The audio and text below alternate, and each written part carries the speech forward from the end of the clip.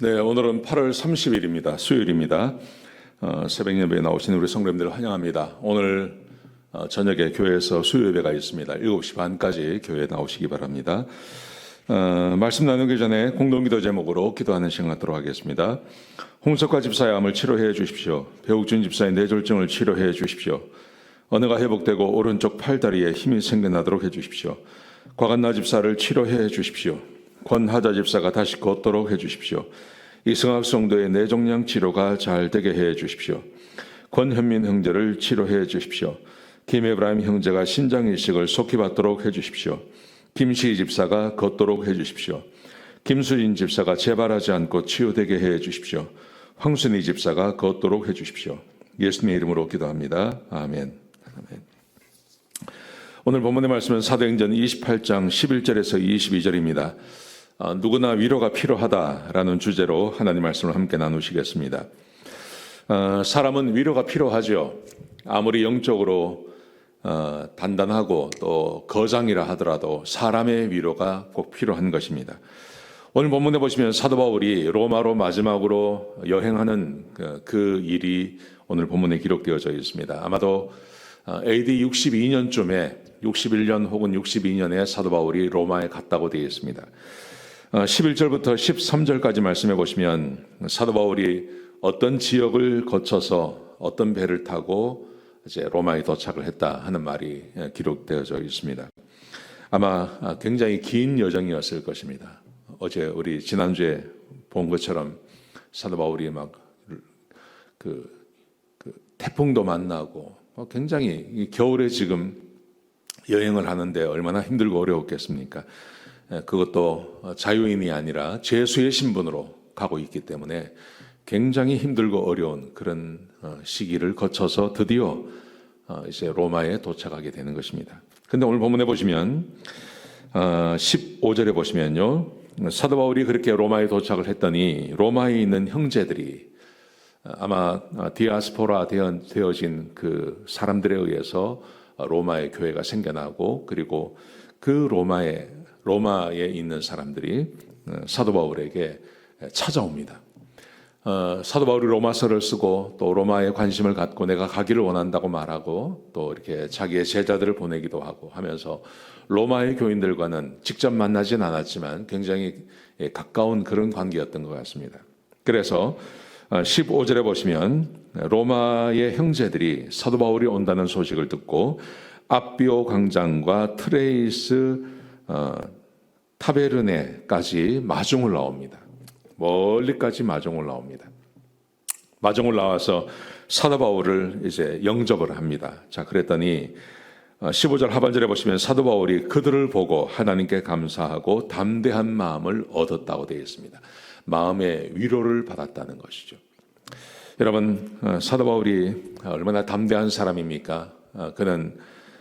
사도 바울은 원칙과 맞지 아니하면 그러면 베드로라 하더라도 베드로를 공격했던 사람이고, 또 대제사장이라 하더라도 하나님의 말씀을 어기면 그냥 공격하는 굉장히 다혈질적인 사람입니다. 이런 사람이 1차, 2차, 3차 전도 여행을 다 끝낸 백전노장이죠. 그런데 이 사람이 로마에 왔을 때 얼마나 마음이 위축이 되었는지, 그래서 형제들이 자기를 마중 나온 것을 보고 오늘 본문에 담대한 마음을 얻었습니다. 이렇게 말을 하고 있는 겁니다. 사랑하는 성도 여러분, 우리는 지금 나그네의 삶을 살고 있는 겁니다. 이 세상 사람들은 여기가 고향입니다. 우리는 이 세상이 고향이 아닙니다. 우리는 이 세상이 그저 한번 지나가는 나그네의 삶에 불과한 것입니다. 우리의 고향은 천국입니다. 우리는 천국에 가면 우리 하나님께서 우리를 맞아주시고 우리의 영원한 본향에 가게 되는 것이죠. 이 세상을 살아간다는 게, 그리스도인으로 살아간다는 것은 굉장히 힘들고 어려운 것입니다. 거기다가 이 세상에서 사역을 하고 목회를 하고 또 교회의 일을 돌본다는 것은 굉장히 외롭고 힘든 것입니다. 여러분, 그렇기 때문에 우리가 정말 조심해야 될 것은 교회에서 사역하고 교회에서 일하시는 분들에게 위로와 격려를 해 주셔야 됩니다. 굉장히 중요한 것입니다. 여러분, 지금 이 세상을 살아가면서 우리가 교회까지 와서 내가 교회를 섬긴다고 하는 것은 보통 열심과 헌신이 아니면 할 수 없는 것입니다.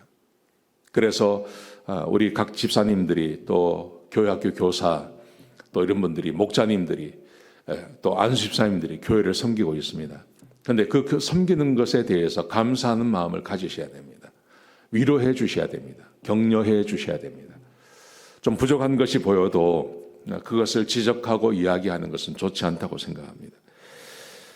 사도 바울처럼 이 마음이 단단한 사람이 형제들이 와서 자기를 영접해 주는 것 때문에 내가 마음에 담대한 마음을 얻었습니다. 마음의 위로를 얻었습니다. 이 정도라면 저는 지금도 우리 교회 안에서 마찬가지라고 생각합니다. 교회 안에서 교회를 위해서 섬기고 수고하는 우리 많은 우리 성도님들이 계십니다. 그분들을 위로해 주시고 격려해 주셔야 됩니다. 이게 정말 우리 그리스도인들이 해야 할 일입니다. 로마 교회가 사도 바울을 그렇게 영접했을 때 사도 바울이 힘을 얻고 능력을 얻는 것입니다.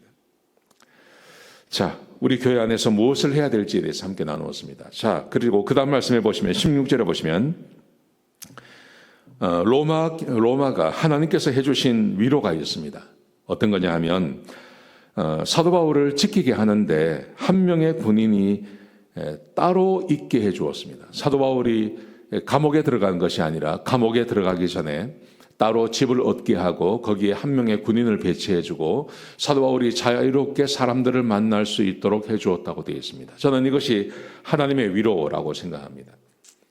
여러분, 우리 교회 안에서 일하시는 분들은 사람의 위로만 기대해서는 안 됩니다. 사람의 위로는 있을 수도 있고 없을 수도 있습니다. 그렇기 때문에 사역이 힘들고 어려운 것입니다. 그렇지만 분명한 것은 하나님의 위로가 우리에게 있다는 것입니다. 하나님의 위로가 하나님의 일을 하는 사람들에게는 틀림없이 있습니다. 오늘 하나님께서 사도 바울을 그냥 감옥에 집어넣고 그냥 잊어버리신 것이 아니라 하나님께서 사도 바울을 위로해 주신 것이죠.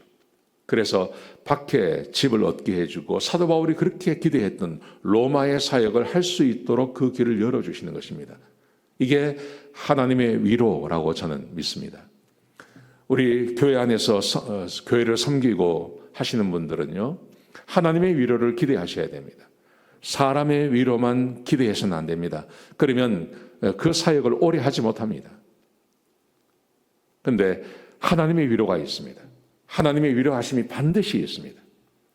하나님께서 우리를 위로해 주시고 하나님께서 우리의 환경과 여건을 정말 사역을 할 수 있는 그 환경과 여건으로 우리 하나님께서 인도해 주시는 것입니다. 이 하나님의 위로를 받고 우리가 사역을 하는 것입니다. 사도 바울이 2년 동안 이곳에 머뭅니다. 이곳에 머물면서 사역을 계속해 나가는데요. 그렇게 할 수 있도록 하나님께서 열어주시는 거예요. 그리고 그 길을 열어서 일을 하게 되는 것이죠. 자, 오늘 본문에 보시면 하나님께서 이렇게 조치를 해주시자 사도 바울이 3일 후에 유대인들을 초청합니다. 유대인 지도자들을 자기 집으로 초청을 합니다. 초청을 해서 그들에게 자기 변명을 합니다. 사도 바울이요. 그 변명하는 이야기가 17절부터 20절까지 기록되어져 있습니다. 나는 죄가 없습니다. 근데 유대인들이 나를 미워해서 나를 죽이려고 했고 그래서 내가 할 수 없어서 가이사에게 내가 상소한 것입니다. 내가 바라는 것은 우리 유대인들 전체가 바라는 것과 똑같습니다. 그것은 메시아를 기다리는 것입니다. 나는 그 메시아를 만났습니다. 이런 자기 변명을 쭉 하죠. 그랬더니 유대인들이 말을 합니다. 21절, 22절에 보시면 우리가 너희에 대해서 따로 편지를 받은 것은 없다. 그런데 너의 소문은 우리가 듣고 있다. 그래서 우리는 당신의 말을 듣기를 원합니다. 그렇게 말을 하죠. 사도 바울에게 이 사람들에게 이제 자기의 변명을 하고 복음을 전하는 그 길이 열려지는 것입니다. 오늘 본문에 우리에게 주고 있는 교훈은 이것입니다. 우리는 교회 안에서 수고하고 애쓰고 하나님의 일하는 사람들을 위로하고 격려해 주어야 됩니다. 또한 우리 교회 안에서 일하시는 우리 사역자들, 우리 목자님들, 또 안수집사님들, 집사님들, 또 교회에서 일하시는 우리 성도님들은 하나님의 위로를 기대해야 됩니다. 사람의 위로만 기대하는 것이 아니라 하나님의 위로를 기대하시기 바랍니다. 우리 하나님께서 그렇게 일하고 계시는 것을 믿으시기 바랍니다. 기도하시겠습니다. 아버지 하나님, 귀한 말씀 주셔서 감사합니다. 하나님, 우리가 서로 위로하고 위로받는, 또 하나님의 위로를 기대하는 그런 귀한 교회가 될 수 있도록 인도하여 주옵소서. 특별히 교회에서 수고하고 애쓰는 우리 일꾼들이 있습니다. 그들을 위로해 주시고 격려하여 주옵소서. 주님 감사합니다. 예수님의 귀하신 이름으로 간절히 기도드렸습니다. 아멘.